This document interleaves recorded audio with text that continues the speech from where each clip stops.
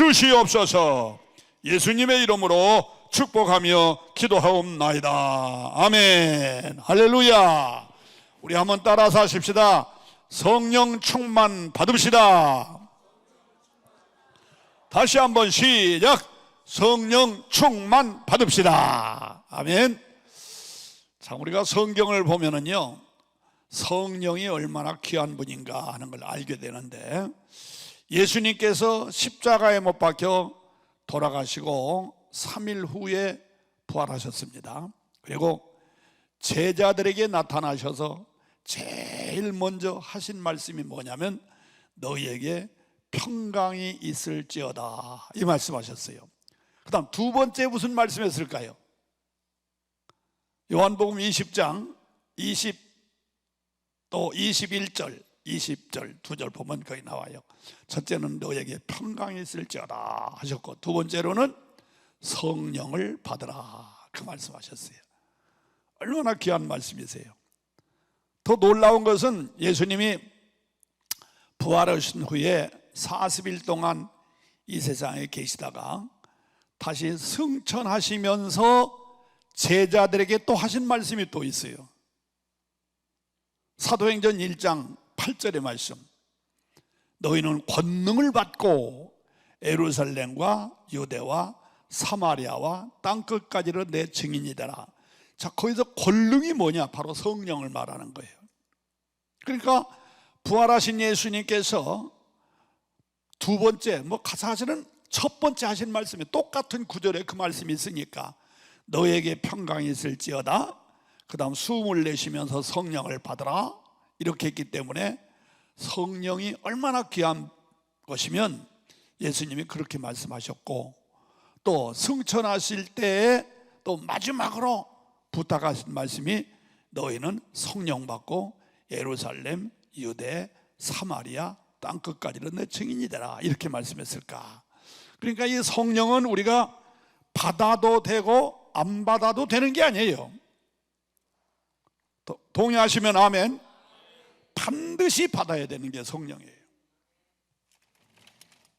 반드시 받아야 돼. 그러면 왜 우리는 성령을 꼭 받아야 되느냐? 지난 주일이 무슨 주일이었죠? 여러분, 교회에서 교회력에 의해서 목사님이 설교하셨을 터인데, 지난 주일이, 그렇지, 성령 강림 주일. 바로 그 전날이 무슨 날이었죠? 27일 날 석가모니 탄생날. 그리고 그 다음 날이 성령 강림. 강림이란 말은 오셨다는 거예요. 성령님이 탄생하셨다, 그 말은 맞지 않은 얘기지만 어쨌든 전날은 석가모니가 온 날이고 그 다음 날은 성령이 오신 날. 그래서 우리들이 지난주일 날 성령 강림 주일로 아마 지켰을 것입니다. 자, 그래서 오늘은 왜 우리는 성령을 받아야 되느냐? 그 이유가 여러 가지가 있습니다만 성경 구절이 생각나는 대로 제가 한번 쭉 나열을 해보겠습니다. 자, 고린도 전서 12장 3절에 있는 말씀을 보면 성령으로 하지 아니하고는 예수를 주라 시인할 수 없다고 그랬어요. 자, 나와 여러분들을 지금 예수 믿으러 오시지요? 동의하시면 아멘. 근데 여기 보니까 성령으로 하지 않고는 예수를 나의 구주라 말할 수 없다는 거야. 그래서 성령 받아야 예수가 나의 구주로 믿어지지, 성령 못 받으면 예수가 나의 구주로 안 믿어진다는 거예요. 그게 성령이 얼마나 중요해요.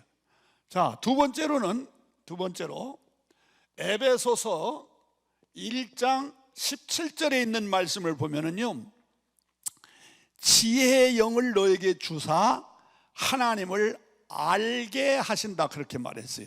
그러니까 성령 받아야 하나님이 알아. 하나님을 알 수가 있어요. 또 하나님을 제대로 믿을 수가 있어요. 자, 여러분, 하나님 바로 알기를 원하시면 아멘. 바로 믿기를 원하시면 아멘. 네, 뭘 받아야 하나님을 바로 알고 믿는다? 성령 받아야 된다 이거예요. 성령 안 받으면 절대로 하나님을 알지도 믿을 수 없어요. 그러니까 세상 사람들 뭐 세상 사람이랑 그만두고 교회 다니는 신자들도 하나님의 존재에 대해서 그렇게 목사님들이 설교하고 하나님의 역사에 대해서 그렇게 설교를 하고 이런 예와 저런 예와 뭐 자연의 비법 여러 가지 방법을 말씀해도 안 믿어져요. 안 믿어져. 왜 그러냐? 성령이 그 안에 계시지 않기 때문에 그래요.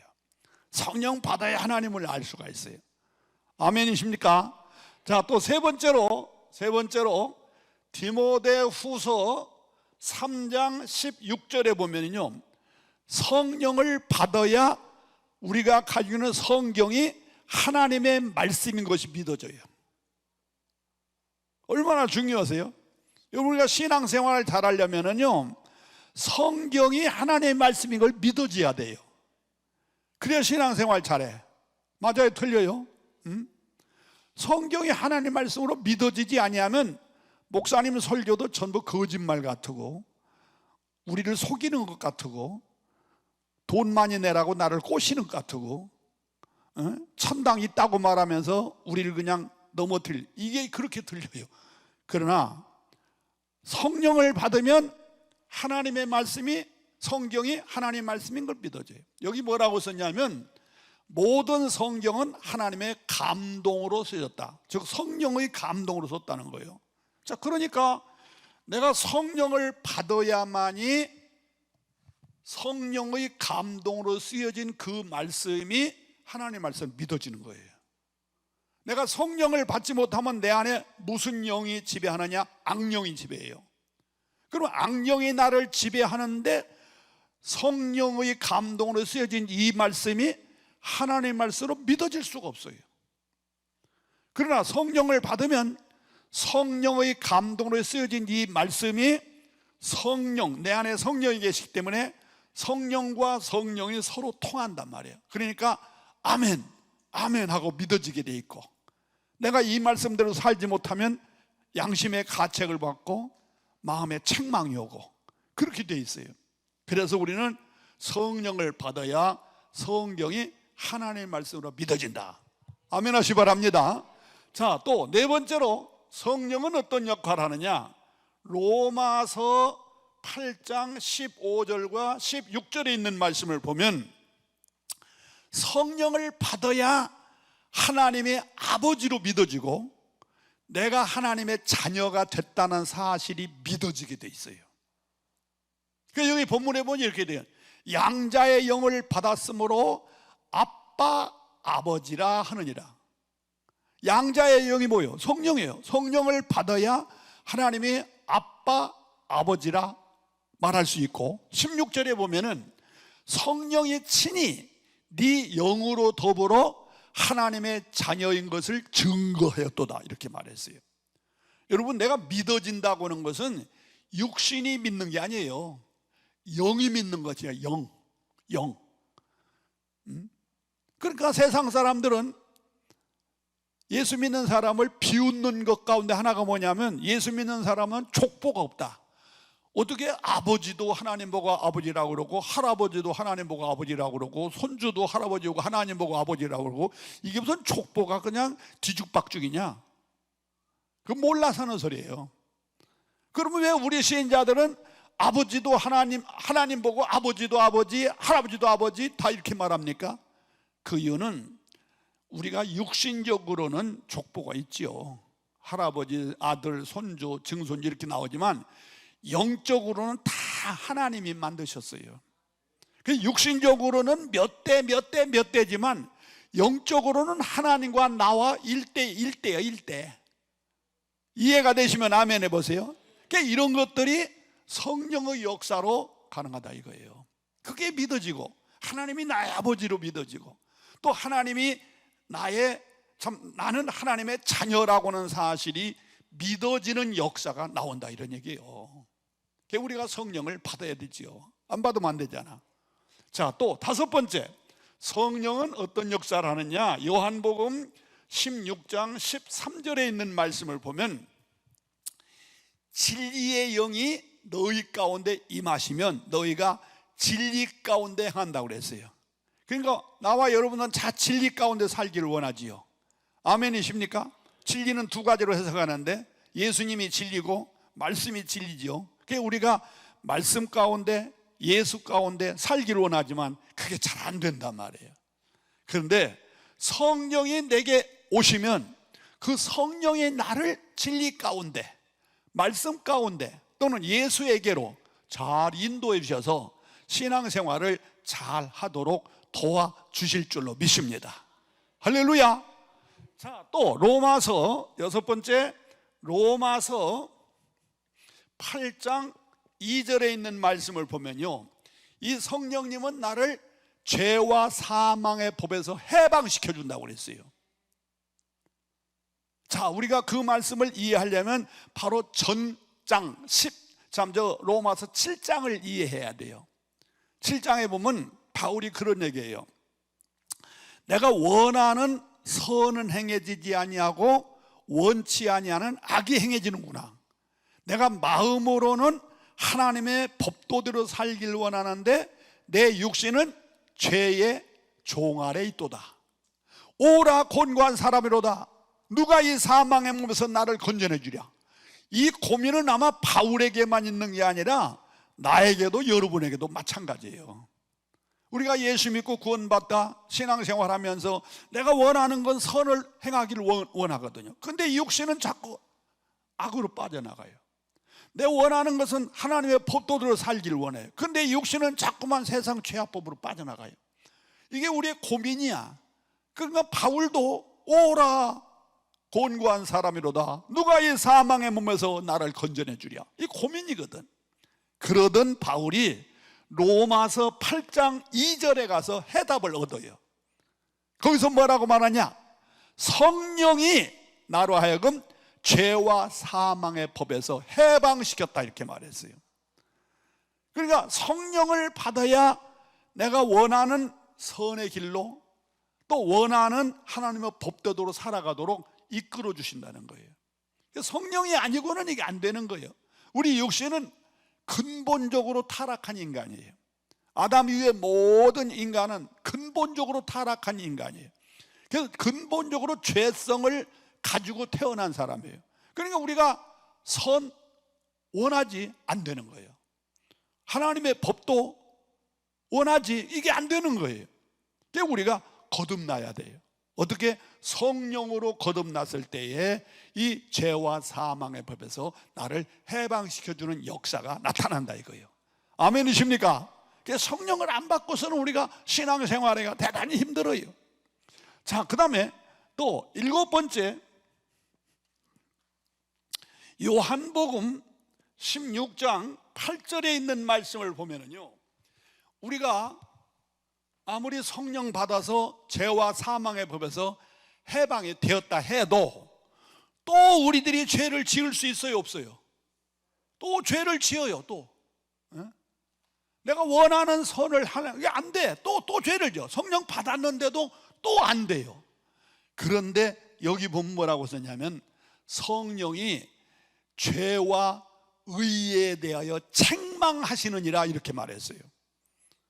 그게 무슨 뜻이냐면요, 내가 성령 안에서 이제는 의롭게 살고 선하게 살고 바르게 살기를 원하는데 나도 뭔 사이에 또 이렇게 딴 길로 갔단 말이죠.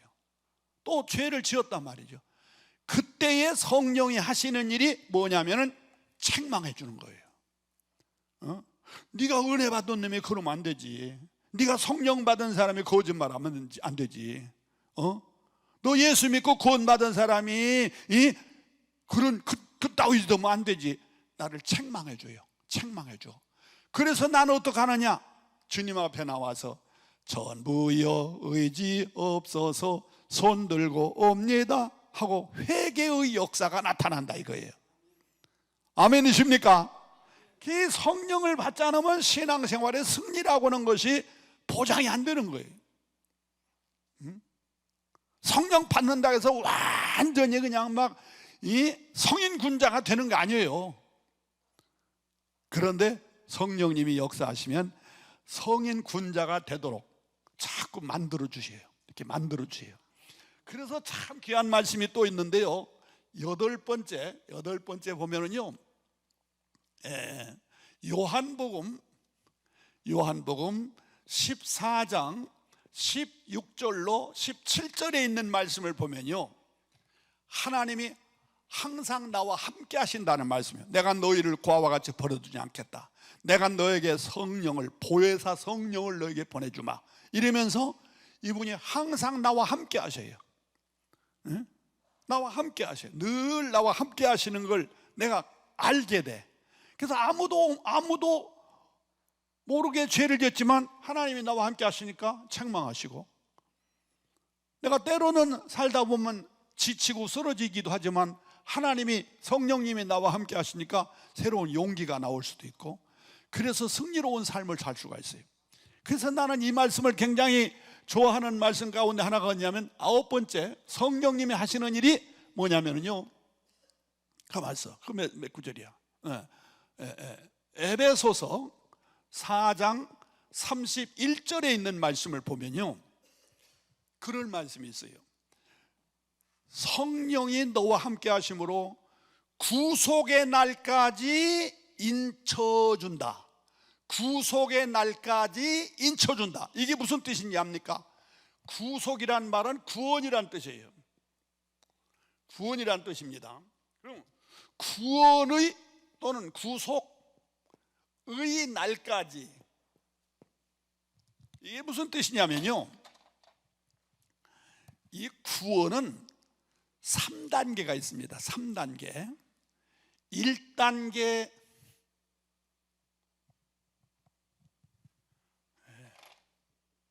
좀 시원찮네. 1단계 구원이 있고, 2단계 구원이 있고, 3단계 구원이 있어요. 3단계가 있어요. 그러면 1단계 구원은 뭐냐면, 그림으로 내가 설명하겠습니다. 1단계, 2단계, 3단계가 있어요. 1단계는 뭐냐면, 나의 과거, 지금 현재 내가 여기 있습니다. 현재 여기 있어요. 내가 예수 믿기 전에 내가 죄와 악에서 구원받는 거, 이게 1단계예요. 태어나면서부터 지금까지 사는 날 동안 난 죄를 지었단 말이죠. 하나님을 모르고 예수도 모르고 살았단 말이죠. 그런데 어느 날 누군가가 전도를 받아가지고 교회 와서 예수 믿고 회개하고 거듭났다. 이게 1단계 구원이라. 과거 정리.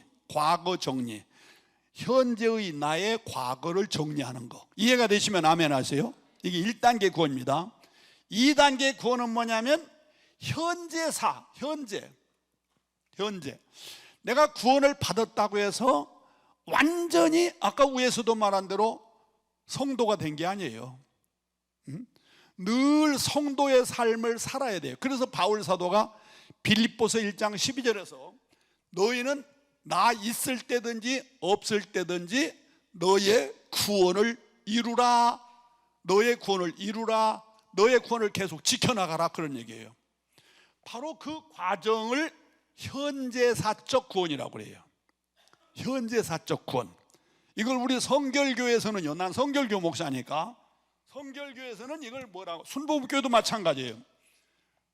과거 정리를 중생의 과정.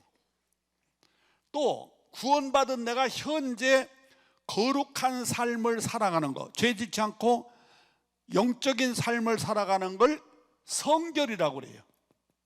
성결. 순복음도 이렇게 말하고 있어요. 그래서 이걸 현재사 구원. 그러면 미래사 구원은 뭐냐면, 예수님이 재림하실 때 우리가 호련히 변화되어 들림받는 이 과정을 미래사적 구원이라고 그래요. 이것을 신학적인 수로로 말하면 성화 또는 영화, 이렇게 말해요. 영화, 이렇게 됐다고 그래요. 성화 또는 영화. 자, 이해가 되십니까, 여러분? 1차 구원은 내가 예수 믿기 전에, 과거 내가 죄인이었는데 예수 믿고 구원받아서 의인이 됐다, 이게 1차 구원이에요. 의인된 나는 이 땅에 산 날 동안에 성결하게 살아야 되는데, 이게 성결하게 사는 이것이 2차 구원이라 이거예요. 3차 구원은 이렇게 거듭나고 성결한 삶을 살다가 먼 훗날에 예수님이 공중 재림하실 때에 호련히 변화되어 성화되어 공중으로 올라가는 과정, 이게 3차 구원. 이 구원을 가리켜서 완성구원이라고 그래요. 조금 신학적인 얘기니까 어려운가요? 이해는 되시죠, 여러분? 그래서 1차 구원은 과거 정리, 2차 구원은 현재 구원받는 삶, 3차 구원은 주님 오실 때에 호련히 들림받아 올라가는 거. 이래서 3차 구원이라고 그래요. 그래서 오늘 에베소서 4장 31절에서 구원의 날까지 너를 인치신다, 바로 이걸 얘기하는 거예요. 1차 구원뿐만 아니라 2차 구원 받도록 또 먼 훗날에 예수님이 강림하실 때에 들림받는 3차 구원 받을 때까지 인치신다. 인치신다. 무슨 뜻일까요? 책임져 준다는 거예요. 인친다는 건 책임진다는 거 아니에요? 보장해 준다는 거 아닙니까? 그런 뜻이거든요. 그러므로 우리는 성령을 받아야만이 이런 은혜 속에 살 수 있다 하는 걸 믿으시고, 저는 반드시 성령을 받아야 될 줄로 믿습니다. 자, 그 다음에 열 번째, 또 우리들이 소망하는 게 뭘까? 로마서 8장 11절에 보면 우리 믿는 사람에게 최고의 소망이요 영광이 뭐냐면 부활입니다. 맞으면 아멘 하세요. 부활 아니에요. 근데 이 부활도 성령을 받아야 부활돼요. 성령 받아야. 그래서 여기 본문에 보면은요, 예수를 죽은 자 가운데서 살리신 이의 영이 누구요? 성령님이죠. 예수를 죽은 자 가운데 살리신 이의 영이 너희 가운데 거할 때 너희 죽을 몸도 살려준다고 그랬어요.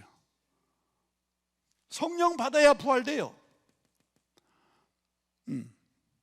또 요한계시록 7장 9절 이하를 보면요, 4절 이하를 보면 인친자의 수를 세보니 14만 4천이다. 각 지파에서 1만 2천, 1만 2천에서 인친자의 수를 세보니 14만 4천이다. 이렇게 말했어요.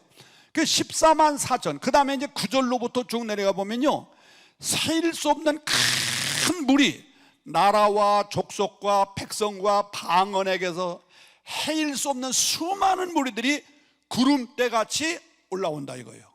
들림받는 거죠. 부활돼서 들림받는 거예요. 그러면 이 사람들이 누구냐 이거예요.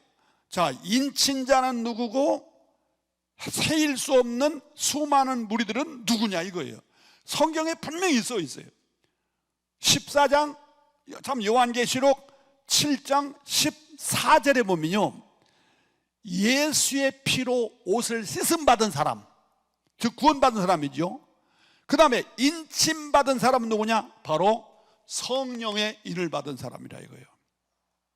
고린도후서 1장 22절에도 성령이 인을 지시고 보증으로 성령 주셨다 그랬어요. 인침받은 자는 성령 받은 사람이에요. 그러니까 로마서 8장 11절에서 예수를 죽은 자 가운데 살리신 이의 영, 곧 성령이 너희 안에 있을 때, 우리 안에 있을 때 우리 죽을 몸도 살리는 부활의 역사에 동참할 수 있다 이거예요. 부활되기를 원하시면 아멘 하세요. 더 크게 아멘 하세요. 그러려면 우리 반드시 성령을 받아야 돼요. 성령 받지 않으면 부활이 안 돼요. 그래서 요한복음 뭡니까? 4장 5절인가? 물과 성령으로 나지 아니하면 하나님 나라 못 간다고 그랬어요. 반드시 성령 받아야 돼요. 믿어지면 아멘 하세요. 반드시 성령 받아도 되고 안 받아도 되는 게 아니에요. 우리는 성령 못 받으면 신앙생활이 절대 불가능해요. 자, 그 이외에도 많습니다. 또 성령님은 어떤 역사를 하시느냐? 말라기서 11번째 말라기서 4장 2절에 있는 말씀을 보면요, 치료하는 광선을 바라사 외양간에서 뛰어나온 송아지 마냥 펄떡펄떡 뛰어다니도록 역사. 그럼 치료하는 광선이 뭐냐? 성령입니다. 그 성령을 받으면 치료하는 광선, 다시 말하면 치료의 역사가 일어날 수 있다 이거예요. 내가 육신적으로 병이 들어도 성령이 역사하시면 치료하는 광선을 받아서, 치료하는 광선, 성령이 역사로 말미암아서 육신의 질병이 치료될 수가 있어요.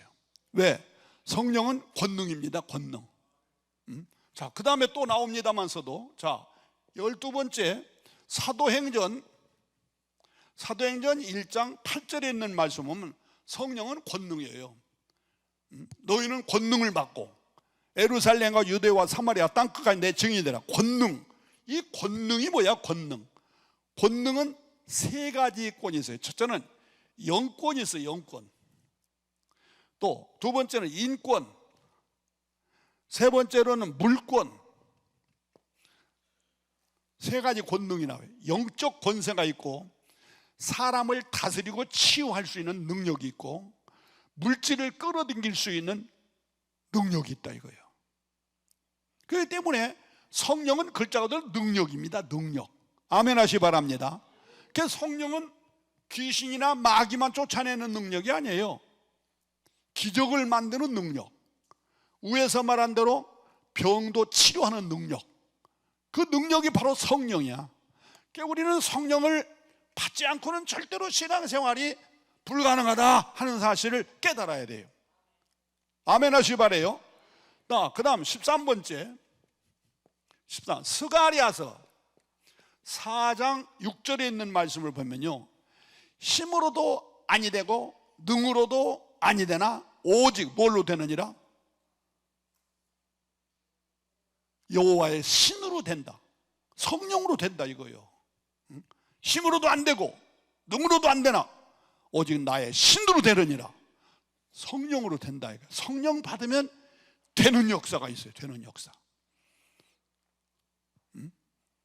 여러분들이 지금 뭘 장사를 하시든지 사업을 하시든지 간에 내 힘으로 뭘 할 수 있다. 물론 할 수 있죠. 그러나 그보다 성령을 받으셔야 돼요. 성령 받으면 되는 역사가 있어요. 에스겔서 47장에 보면요, 47장에 보면 이런 얘기가 나와요.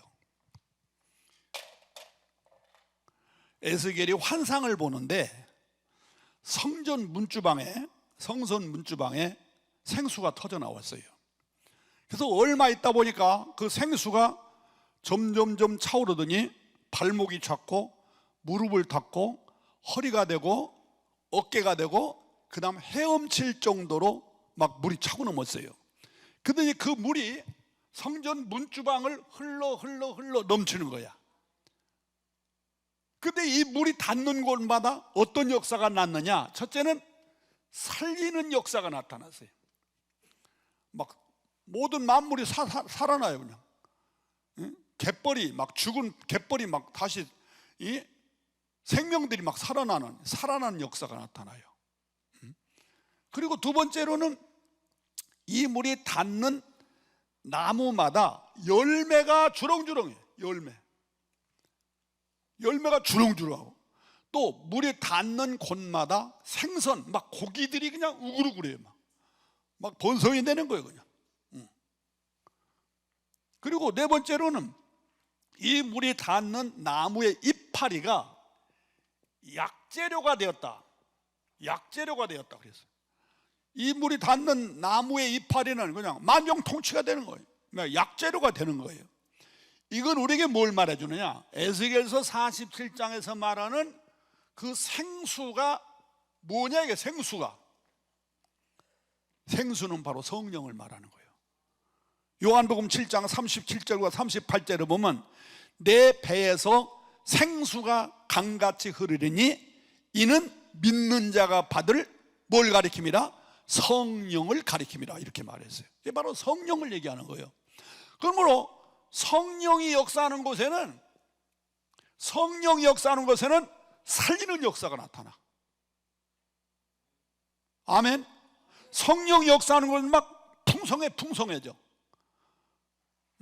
열매가 풍성하고 고기가 풍성하고, 성령이 역사하는 것에는 약재료, 보약의 역사가 나타나. 치유의 역사, 치유의 역사가. 자, 그러니까 여러분 보세요. 부흥되는 교회가 어떤 교회입니까? 바로 이거예요. 사람을 살리는 역사가 일어나요. 안 믿는 사람들이 교회 와서 믿고, 신앙생활이 죽은지 살은지 개떡같이 생겼던 사람이 막 교회 와서 새 힘을 얻고 살아나는 역사예요. 그리고 그 교회 와서 축복받아요. 또 그 교회 와서 치유, 병 고침 받아요. 이러니까 교회가 막 부흥되는 거예요. 그냥. 맞습니까? 막 부흥되는 거예요. 이게 없으면 교회 부흥 안 돼요. 아무리 설교가 좋고 뭐 시설이 좋고 뭐 서비스가 좋고 점심 식사 대접 잘하고 별짓 다 해도 절대 부흥 안 돼요. 교회는 살리는 역사, 열매, 풍성한 역사, 약재료, 치유의 역사, 병든 사람이 고침받는 이런 역사가 있을 때 교회가 부흥돼요. 아멘. 자, 그러려니까 무슨 운동을 해야 되느냐? 생수운동, 성령운동을 해야 돼요. 성령운동을 해야 돼요. 그래야 부흥돼요. 나도 해봤어요. 여러분들이 나 보다시피 이렇게 막 뭐 좀 떠드는 사람이 아니에요. 좀 좋게 말하면 지적인 편이고, 지적으로 생겼고, 또 나쁘게 말하면 새님처럼 말도 없고 별로 그래요. 또 좋게 말하면 상당히 학문적으로 생겼고, 사람들이 그 평가를 해요. 학문적으로 생기고, 나쁘게 말하면 차가워요. 굉장히 차가운 사람이에요. 그 사람들이 나한테 말 건너고 이렇게 대화하기가 좀 힘들어해요. 그런 부분이 있어요. 어쨌든 생긴 대로 살아야 되겠다 해서 그래도 그냥 내 생긴 대로 설교도 깨끗하게 또 뭐 아주 웅변적으로 해보려고 애를 써요. 교회 부흥 안 돼요. 교회 부흥 안 돼요. 그런데 언제 교회가 부흥되느냐? 내가 성령 쫙만 받아가지고 역사가 일어나니까 교회가 부흥돼요. 요즘은 그런 일이 없을 거예요. 제가 1977년도에 성전 건축을 했는데, 저 산꼭대기 있는 교회가 도저히 교통도 안 좋고 뭐 사람들이 올라다니기도 힘들고 그래서 이제 밑으로 내려오는데 77년도에 내려왔어요. 그러면서 막 성령운동을 했어요. 그랬더니 놀래리만큼 말해요. 매년마다 배가가 돼요. 처음에 저 위에서 내려올 때 한 70여 명 데리고 나왔는데 막 1년 만에 140명, 그 다음에 200 몇 명, 막 매년마다 부흥되는 거예요. 이래가지고 세상에 77년도에 교회를 건축했는데 4년 만에 그 교회를 때려 부시고 81년도에 교회를 다시 지었어요. 동네 막내 사람들이 얼마나 욕을 하는지 말이에요. 멀쩡한 교회 때려 부시고 교회 짓는다고. 저들이 헌금도 안 해줬으면서 말이야. 근데 뭐 사람을 수용할 수가 없는데 어떡하겠어요. 그래서 계속해서 막 생수운동, 성령운동, 그때 살리는 역사, 풍성한 역사, 막 치료의 역사 이런 게 나타나니까 계속 부흥되는데 말이에요. 81년도에 교회를 건축해서 새로 지었는데 11년 만에 92년도에 다시 그 교회를 때려부시고 다시 지었어요. 감당할 수가 없어. 그 주변에 막 집들을 그냥 몇십 채를 계속 사들여가지고 이렇게 하다가서 또 계속해서 성장하다가 이제 또 나는 나이도 먹고 이제 은퇴도 가깝고 그러니까 좀 태만해지기도 했습니다만 또 시대가 많이 바뀌었고, 그래서 결국은 2000년도 17년 만에 현재 우리 정각교회라고 서대문에 가봤는데 어마어마하게 잘 지어놨습니다. 그 교회 싹 지어놓고 제가 은퇴하고 나왔어요. 제가 왜 이 얘기를 하느냐면 제 자랑이 아니에요. 다른 거 없어요. 교회 부흥은 생수운동, 다시 말해 성령운동 해야 돼요. 성령운동 해야 돼요. 좀 이따도 얘기하겠습니다만서도 오순절 마가의 다락방에 성령이 충만하게 임했을 때에 사도행전 2장 47절에 뭐라고 썼어요? 날마다 모이는 수가 더해지더라. 날마다 모이는 수가 더해지더라. 할렐루야. 성령 운동해야 교회가 부흥돼요. 요즘 뭐 코로나로 인해서 교회가 많이 지금 어려워요. 교인들이 거의 절반 떨어졌다 해도 과언이 아닐 정도로 많이 떨어져요. 그런데 제가 집회를 다니고 또 선후배들하고 대화를 해보면요, 성령 운동하는 교회는 계속 부흥돼요. 지금도. 지금은요, 소위 말하면 새신자가 별로 없어요. 다시 말하면 예수 전혀 모르는 사람이 예수 믿고 구원받았다, 이런 신자들이 그렇게 많지를 않아요. 옛날 같지 않고. 옛날에는 나가서 전도도 하고, 길거리 나가서 전도도 하고 교회도 끌려오는 사람이 있잖아요. 요즘은 상당히 힘들어요. 없는 건 아닌데 힘들어요. 그러면 요즘 교회는 어떻게 부흥되느냐? 소위 말하면 이동성장, 이거 보고 신학적인 소리로 이동성장. 이동성장. 이 교회 다니는 사람이 이리 왔고 저 교회 다니는 사람이 이리 왔고, 이동성장이라고 그래요. 그 성장밖에 별로 없어요. 큰 교회들을 보면은요, 거의 다가 회심성장, 전도해서 예수 믿게 해서 구원받는 회심성장은 별로 많지 않아요. 그런데 큰 교회는 이동성장, 교회를 옮기는. 그러면 이동성장이 어떻게 이루어지느냐? 이거 있는 교회를 찾아와요. 맞아요? 틀려요? 이거 있는 교회를 찾아와요. 그러니까 방법이 없어요. 스가랴 4장 6절 그대로 힘으로도 아니 되고 능으로도 안 되나 오직 여호와의 신으로 되느니라. 주님이 할 수밖에 없어요. 자, 이런 역사들이 일어나야 될 줄로 믿습니다. 자, 그 다음 14번째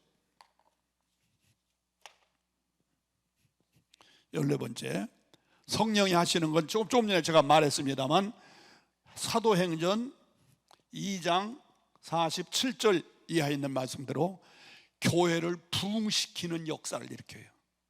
여기서도 말했습니다. 교회를 부흥시켜요. 그러니까 교회는요, 소위 말하면 성령 운동해야 교회 부흥됩니다. 다른 방법 없어요. 여기 혹시 교역자들 앉아 계십니까? 목사님, 교회 부흥되려면 성령 운동해야 돼요. 다른 방법 없어요. 그러면 교회는 놀랍게 성장하는 아름다운 역사가 나타나게 될 줄로 믿습니다. 할렐루야. 자, 그 다음 15번째 사도행전 요한복음이죠.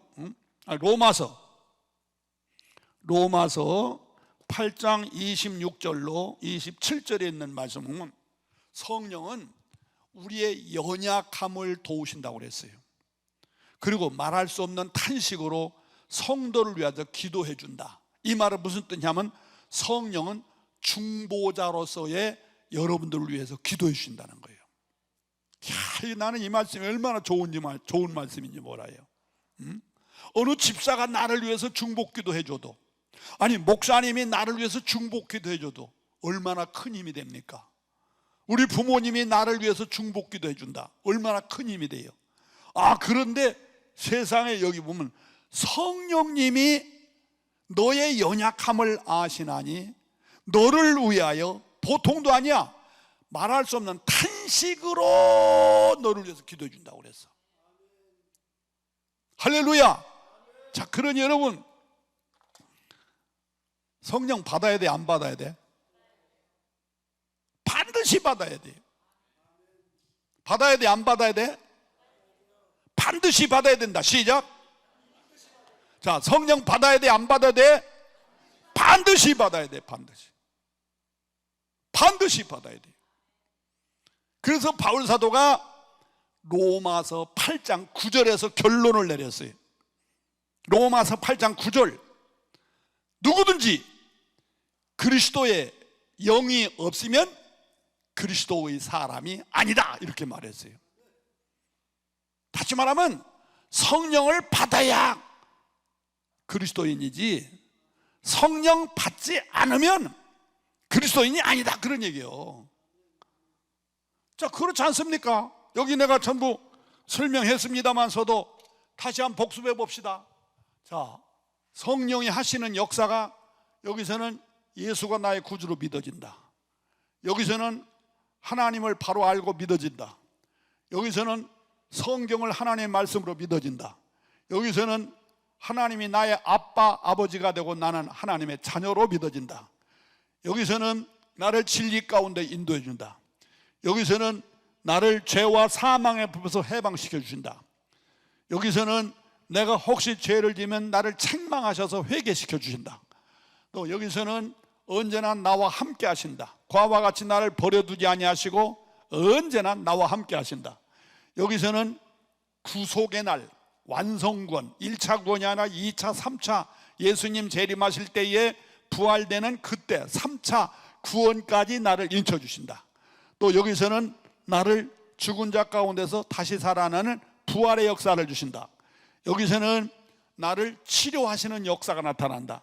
여기서는 나에게 능력을 주신다. 영권, 인권, 물권, 능력을 주신다. 또 여기서는 되게 하신다. 내 힘으로, 내 능력으로 안 되지만 성령이 나와 함께 하시면 되게 해주신다. 또 여기서는 교회를 부흥시켜 주신다. 또 여기서는 나의 연약함을 알고 그분이 나를 위해서 도와주시되, 나를 위해서 탄식하며, 보통도 아니야, 그냥 나를 위해서 탄식하며 기도해 주신다. 이야, 이런 성령님을 안 받으면 되겠느냐 이거야. 이런 성령을 받지 않고서 우리가 어떻게 신앙생활을 할 수 있겠느냐 이거야. 돼요, 안 돼요? 절대 안 돼요. 절대 안 돼. 그 성령은 받아도 되고 안 받아도 되는 게 아니에요. 반드시 받아야 되는 거예요. 동의하시면 아멘 합시다. 반드시 받아야 돼. 자, 그러면 여러분은 성령을 받으셨습니까? 안 받으셨습니까? 자, 여러분 성령을 받았어요, 안 받았어요? 야, 내가 오늘 말씀하려고 하는 건 이게 아주 중요해. 이거 지금 내가 오늘 설교가 이게 10시간을 설명해도 모자랄 정도로 그냥 빨리빨리 내가 막 하고 싶은 말은 많은데 다 말할 수 없어. 그냥 줄거리만 얘기하는 거예요. 그러니까 여러분 성령을 받았습니까? 안 받았습니까? 여기에 이게 문제가 있어요. 여기에 오늘 신자들이 성령 얘기를 굉장히 많이 들었고 성령 받으려고 기도도 많이 했고 성령 안 받으면 그 돈이 아니라니까 꼭 받아야 되겠다고 몸부림쳐 듣는데, 근데 막상 성령 받았습니까? 여러분 아멘 이렇게 대답을 못하는 사람이 수두룩해요. 여러분 우리 신자는요 5대 확신이 있어요. 5대 확신이 있어야 신앙생활 할 수 있어요. 5대 확신 잘 들으세요. 5대 확신. 5대 확신이 꼭 있어야 돼요. 첫째는 무슨 확신이냐? 성경이 하나님의 말씀이라는 확신이 있어야 돼요. 그래야 신앙생활을 바로 할 수 있어요. 성경은 하나님의 말씀이다. 이게 믿어야 신앙생활을 바로 할 수 있어요. 자, 두 번째로는 구원의 확신이 있어야 돼요. 나는 구원받았다. 누가 말해도 나는 구원받은 하나님의 자녀다. 나는 영생을 얻었다 하는 구원의 확신이 있어야 돼요. 아멘. 세 번째로는 성령의 확신이 있어야 돼요. 나는 성령 받았다. 나는 성령 받았다 하는 확신이 있어야 돼요. 믿습니까? 자, 네 번째는 뭐냐? 천국과 지옥에 대한 확신이 있어야 돼요. 천국은 절대 있다. 지옥은 절대 있다. 천국과 지옥에 대한 확신이 있어야 돼요. 그래야 신앙생활을 할 수 있어요. 이게 애매하면요 현세의 꿈을 가지고 살다가 현세와 말려 죽을 수가 있어요. 천국과 지옥에 대한 확신이 있어야 돼요. 그 다음 다섯 번째는 뭐냐면 보상의 확신이에요. 보상의 확신. 보상의 확신이에요. 예수 잘 믿으면 축복받는다. 충성 열심히 하면 하나님께 상급 받는다. 11조 바치고 주일 성수하면 반드시 하나님께 축복받는다. 말씀대로 살면 반드시 하나님의 축복이 있다. 이 보상에 대한 확신이 있어야 돼요. 일한 대로 갚아주신다, 심은 대로 거두신다, 행한 대로 받게 하신다. 이 보상의 확신이 있어야 돼요. 이게 있어야 신앙생활 잘해. 맞아요, 틀려요? 근데 여러분 어때요? 요 5가지 확신이 있습니까? 이것이 있는 사람은 때려 죽인다 해도 교회 나와요. 이게 없는 사람은 내동 잘하다가 어려움이 있으면 물러나 버려요. 약해지고. 이게 분명한 사람은 순교도 가능해요. 이게 없는 사람은 신앙생활이 흔들려요. 아멘? 이 확신이 있어야 돼요. 자, 첫째는 무슨 확신? 무슨 확신? 성경이 하나님 말씀이다. 믿어지면 아멘. 두 번째는 무슨 확신? 구원받았다는 확신. 세 번째는 무슨 확신? 성령 받았다는 확신. 네 번째는 무슨 확신? 천국과 지옥은 절대 있다는 확신. 다섯 번째는 무슨 확신? 보상의 확신. 보상. 일한 대로, 행한 대로, 심은 대로 반드시 거두게 하신다. 현세와 내세에서, 나와 후손에게서, 지금부터 앞으로까지 이런 보상의 확신이 분명해야 돼요. 자, 그런데 오늘은 성령에 대한 얘기니까, 나는 성령을 받았느냐 이거예요. 확신이 있어야 될 거 아니에요.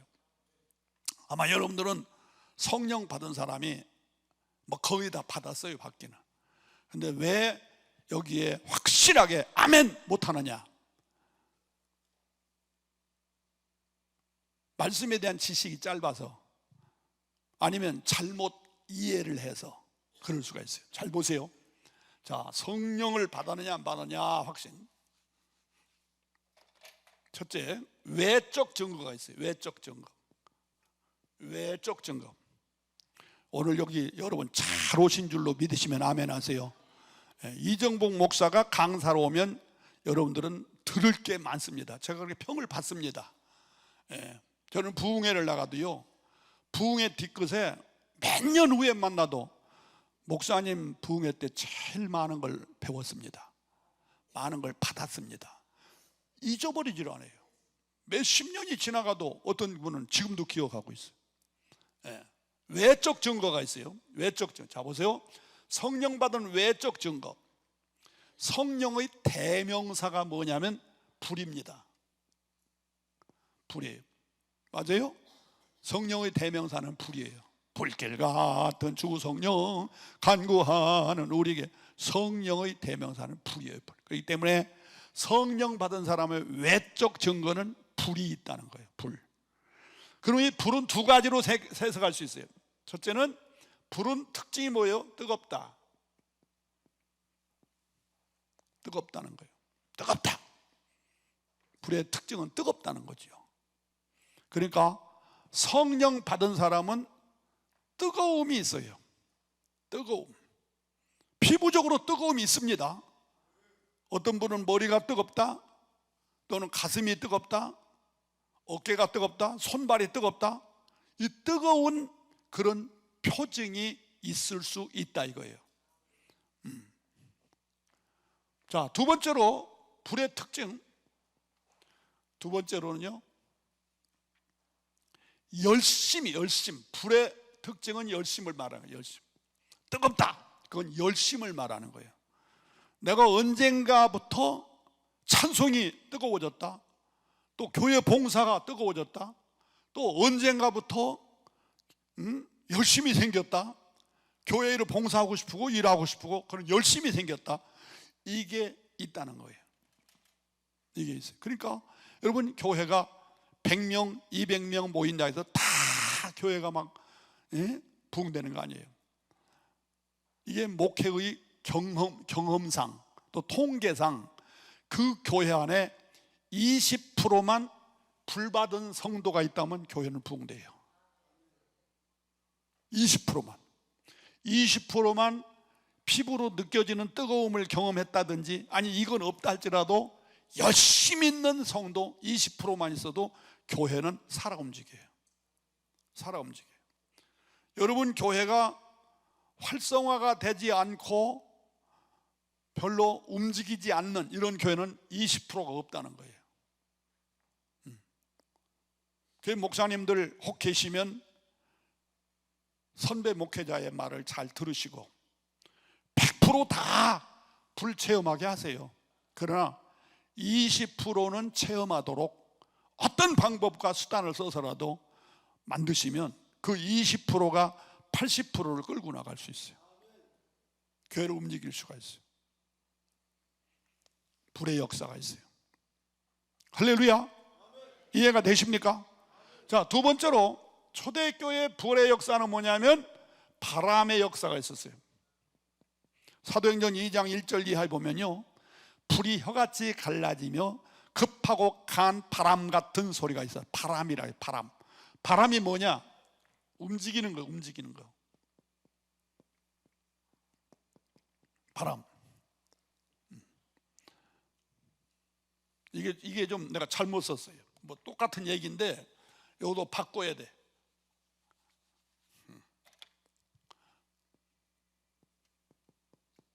그 다음 뜨거운 체험. 똑같은 얘기지만 우선 열심이 있고 뜨거움이 있어요. 뜨거움이 있어요.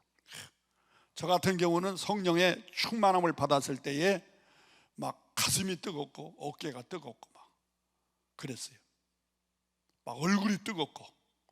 어떤 때는 내가 강단에서 설교하기 전에 강단에 엎드려서 제가 준비 기도를 하면 오늘 설교는 성공할 거다 실패할 거다 내가 알아요. 내게 이런 뜨거움이 와요. 그러면 그날 은혜를 많이 받아요. 어떤 신자들은 막 좀 호들갑 떠는 신자들도 있긴 있어요. 아이고 목사님 오늘 설교하는데 얼굴에서 불이 나왔다고. 그건 좀 호들갑 같아. 근데 그거 틀림없이 막 그런 역사가 있거든요. 은혜 받거든요. 그러니까 여러분 생각해 보세요. 매년 배가 부흥됐다가 매년. 이게 사람이 하는 일이겠어요? 70명이 140명, 140명이 280명 막 매년 부흥됐다니까. 4년 만에 교회 짓고 10년 만에 교회 짓고 17년 만에 교회 또 다시 지었다니까요. 불의 역사. 자, 움직인다. 바람은 움직인다. 역시 똑같은 거예요. 활성화되는 거예요. 성령 받으면 막 활동하고 싶어요. 자꾸 활동하고 싶어요. 자꾸 뭐 좀 교회 가서 뭘도 하고 싶어. 자꾸 활동하고 싶어. 자, 두 번째로는 자, 혹시 여러분 많이 보시죠? 성령 받은 외적 증거는 진동의 역사가 있어요. 기도할 때 막 떨고 막 너무 지나치면 막 쓰러지고 막 그런 사람 들어있지 않습니까? 성령의 외적 증거가 그에게 나타난 거예요. 자, 세 번째로 성령 받은 외적 증거는 각가지 은사가 있어요. 은사. 이걸 다른 말로 말하면 신비로운 체험을 해요. 신비로운 체험을 할 수가 있어요. 흔히 할 수 있는 방언의 역사라든지 또 환상의 역사라든지 또 막 치유의 역사라든지 또 능력의 역사가 나타나. 귀신 들린 사람 붙들고 기도했더니 막 벌떡 쓰러진다든지 이런 신비로운 그런 은사들이 나타날 수 있다 이런 얘기예요. 아멘이십니까?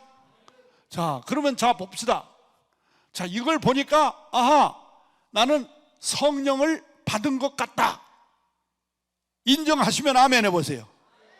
아, 됐어요. 그럼 됐어요. 그 정도 여러분들이 아멘이면 확실한 거예요. 근데 혹 아닐 수도 있어요. 이런 외적 증거가 없을 수도 있습니다. 없을 수도 있어요. 아주 쉬운 예를 들어 말하면 이런 얘기예요. 자, 성령은 불이라고 그랬는데 여기 지금 불이 있어요. 뜨거운 불은 아니지만 100도 쩔쩔 끓는 물이 있다고 그래요. 그러면 이걸 성도님들 나와서 손 대보라고 하면 어떤 사람은 찍어서 뜨거운 사람도 있고 어떤 사람은 뜨거 이런 사람도 있고 어떤 사람은 막 징징 우는 사람도 있고 또 심한 사람 막 넘어지는 사람도 있고 똑같은 100도 물을 만졌는데 외적인 표현은 여러 가지로 다를 수 있다 이거예요. 그런데 어떤 사람은 그 뜨거운 물을 만졌는데도 별로 표현이 없어요. 속으로만 뜨겁지 별로 표현이 없어요. 그럼 뭐가 참이냐? 그냥 외적으로 막 그냥 하는 사람이 참이냐? 그냥 덤덤하게 그냥 느끼기만 하는 사람이 참이냐? 둘 다 참이에요. 둘 다 참이에요. 다만 상황에 따라 또는 성격에 따라 좀 표현이 다를 뿐이지, 호들갑 떠는 사람이나 우는 사람이나 자빠지는 사람이나 덤덤한 똑같은 사람이에요. 똑같아요. 근데 여기서 중요한 것은요, 이 물을 만진 사람은 모두 공통점이 있어요. 이 물을 만진 사람 모두, 이 사람이든 저 사람이든 모두 공통점이 있는, 그게 뭐냐? 뜨겁다 하는 공통점은 다 가지고 있는 거예요. 이해가 되시지요? 뜨겁다, 울었던, 호들갑 떨었던, 넘어졌던, 자빠졌던 어떤 뜨겁다 하는 공통점은 다 가지고 있는 거예요. 바로 이게 중요한 거예요. 그러므로 성령 받으면 이런 외적 증거가 있을 수 있으나 아닐 수도 있다 이거예요. 아닐 수도 있다. 그런데 공통점이 있다. 공통점, 성령 받은 사람에게 공통점이 뭐냐? 이게 바로 내적 증거가 분명해야 돼요. 내적 증거가 분명해야 돼요. 이건 공통점이어야 돼.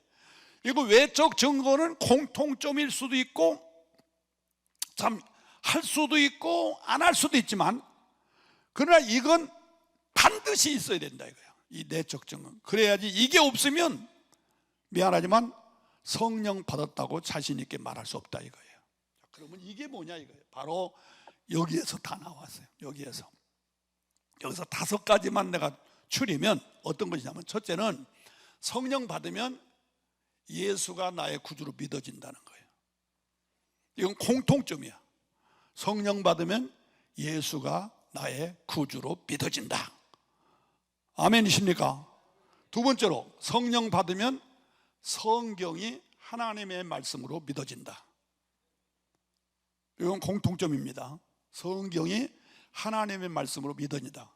그 다음 세 번째로, 하나님이 나의 아버지로, 또 나는 하나님의 자녀됨이 믿어진다. 동의하시면 아멘 하세요. 그 다음 네 번째로, 하나님이 나와 함께 하시는 것이 믿어진다. 하나님이 나와 함께 하는 것이 믿어진다. 그 다음 다섯 번째로, 성령 받은 사람, 아까 내가 말했죠. 성령 받았어도 때로는 죄질 수 있고 때로는 실수할 수 있고 곁길로 나갈 수도 있어요. 그런데 성령 받은 사람 뭐가 다르냐? 이 성령님이 나를 책망해 주셔요. 책망해 주셔. 그래서 계속해서 그 길로 못 나가. 다시 회개하고 돌아서도록 역사하신다 이거예요. 책망해 주세요. 우리가 성령 받았어도 의를 행할 수도 있고 죄의 길로 갈 수도 있어요.